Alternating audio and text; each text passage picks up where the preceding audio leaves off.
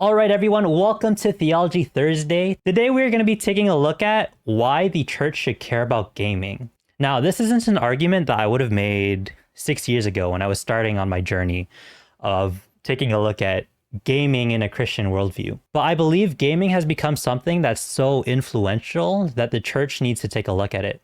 And if you're not going to watch until the end, basically my argument is the church should care about gaming because there have been 3 instances this past month of people who are big in the internet sphere and the gaming sphere that have been exposed for being predators, from doing bad things to children.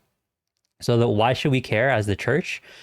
Because our children are in gaming and internet spheres. But I don't really want to dwell on controversy. I don't want to dwell on drama. I'm not going to bring up their names. But today, I'm going to talk about gaming as a culture. So if you don't know about me, I spent a few years working with international students. And then after that, I started working with gamers. So I ran video game tournaments. And what I realized is that the principles that we take to understanding and appreciating other cultures are the same principles that we should apply to understanding the gaming community and gamers.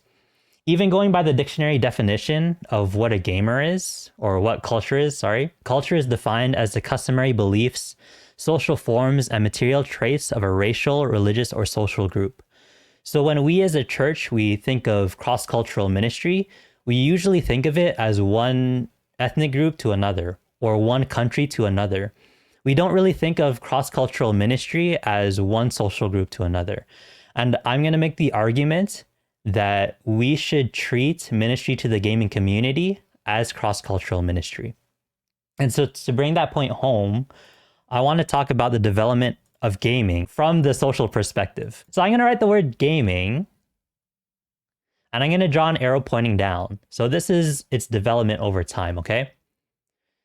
So if you were a gamer a generation or two ago, you would go to an arcade. Now, this was a physical space where you would put in coins in a cabinet and you would play maybe a fighting game against someone else that was playing on a cabinet across from you. If you were a gamer during the arcade era of gaming, this was something that was social, it was something that was physical, and it was something that was communal. Now, what do I mean by communal? I mean that you could meet new people through gaming. Because if you were a gamer, you'd probably go to the arcade maybe once or twice a week, if not more, and you'd be able to meet other people that were doing the same thing. As home consoles became more accessible and cheaper, we saw its adoption into the average household. This was me growing up. I had a GameCube at home and I would go to school and I'd say like, hey, do you want to come over to my house to play Mario Party or Mario Kart or Smash Bros? And they'd be like, sure. And then they'd come over to my house. And then maybe another day they'd be like, hey, Maple, do you want to come over to my house this time? And I'd be like, sure. So gaming became less of a communal thing because hopefully you didn't have strangers in your home. But gaming was still a physical and social thing. The next word I'm going to write is internet. So we've been in this era for quite a while. Think of the early days of the internet where you would play Call of Duty online or Halo online on your Xbox 360 or your PS3, right? During the early days of the internet, you'd be able to meet people from different countries from across the world. You'd be able to go to school, do your 9 to 5, or, come home after work, and you'd just be able to boot up your system and connect with other people. And the last word that I'm going to write is the word pandemic, or post-pandemic now. These are where the kids are currently. So imagine your average kid during the pandemic, right? They would do Zoom classes online. And how would they socialize after school? They'd probably connect with their friends by playing Roblox, by playing Among Us, by playing Minecraft. If they wanted to hang out with friends and socialize, they'd have to do it through video games because there were restrictions on going outside. I'm going to make the argument that if you were a kid during this time and all of your friends socialized online through video games and your parents banned you from playing video games, I'm going to make the argument that you could be behind socially because of that. And now that coming out of the pandemic, gaming has just been so integral to a lot of kids' lives. And gaming is so integral to society and our culture today. And I have a funny example to show you guys. So, this is a pastor. He's speaking at a conference in Atlanta, Georgia, and there are over tens of thousands of young adults in the stands. So just listen to this. Like, how would you rate your Riz? Just listen to how loud the crowd gets. Talk among yourselves for a minute. I mean... Okay, he just said the word Riz. And a lot of people in the audience responded to that. They were like chuckling among themselves. What is Riz? The origin of the word Riz comes from Twitch streamers Kai Cenat and Silky. Who's Kai Cenat? Kai Cenat is a Twitch streamer with over 12.2 million followers. What's Twitch? Twitch is a live streaming service that focuses on video game live streaming. Even if gaming isn't explicitly mentioned, we could see the stamp of gaming culture on our society. And it's not just the word Riz.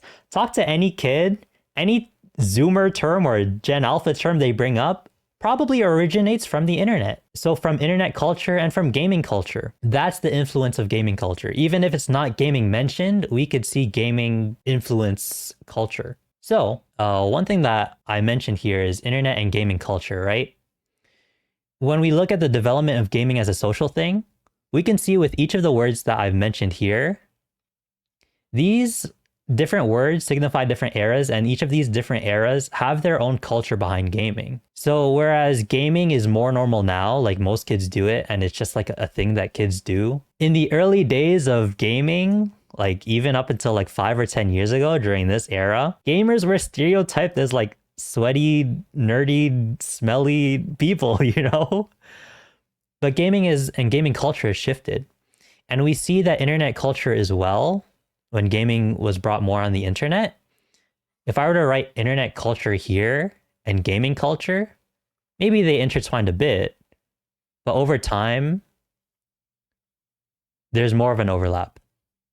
So when I say gaming culture or internet culture, functionally I use them as interchangeable terms. So now the question is, why should we care? We should care because of our kids, right? I'm gonna draw a bracket over here, and I'm gonna write the word content creation or content creators. When I grew up watching YouTubers, going back and watching their old videos, it gives the vibe of somebody that's working a normal job that comes home and records them playing Minecraft as a hobby. The jokes that they make are like about TV shows or about things that are going on in culture, like pop culture, or things that are going on in everyday lives. And during the early days of content creation, people really didn't care about making this their job.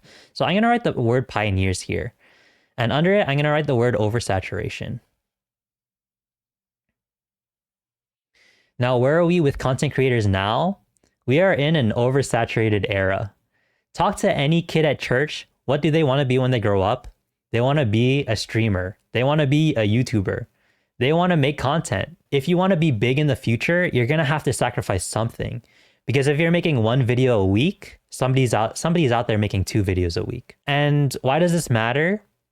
Because the 3 instances that I mentioned this past month of people who are big in internet culture that got exposed for being predators, they became big during this era, during the early days of the internet, when they were still pioneers. What more in the future when we have people that are making it big that are socially underdeveloped?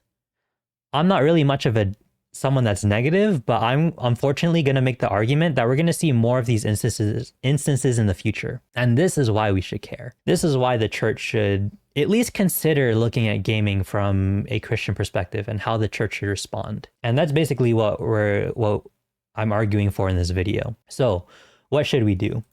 There are a lot of answers that I don't have. I don't really know how we should help our children in our congregation understand the internet. But what I do know is this, right?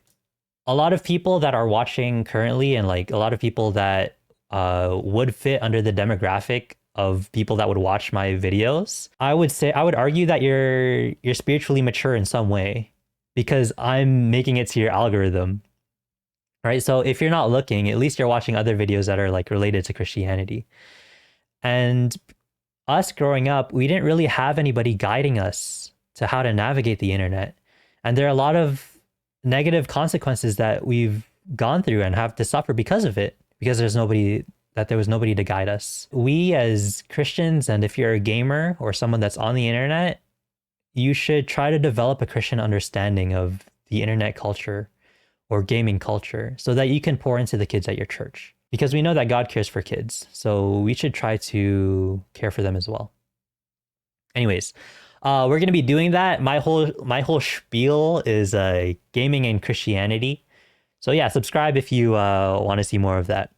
But yeah, we're going to be looking at cooler things in the future, more positive things in the future, rather. One of the videos I want to make is how to use video games to evangelize, on how to share the gospel and stuff, which I think everybody is doing poorly. At least the content that I've seen online. So there will be more positive things in the future. Anyways, that's it for this segment on Theology Thursday. Thanks so much for watching.